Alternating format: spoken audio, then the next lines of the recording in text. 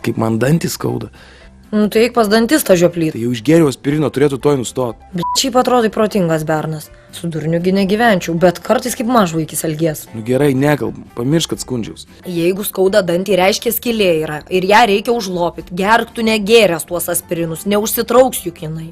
Ir inkstus susivarysiu nuo tų vaistų. Gerys jos kaip saldainius. Nu bet man problema yra skausmas, o kai neskauda, problemos nėra. Taigi pripažink, kad bijai. Nieko aš nebijau. Dantistų bijai, užtat ir sėdi dabar čia ir vaitoji. Vyras aš ar ne vyras? Ką, skausmo negaliu pakentėti? Kada paskutinį kartą buvai pas dantistą? Vaikystėj. Nu tai tu durnius. Kas metus profilaktiškai reik nueiti. Praeis. Nueik, prašau.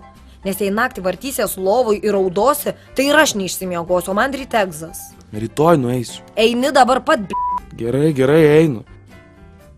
Tai kelk subinę ir eik, O tu gal gali su manim nueit? Drąsiau man bus.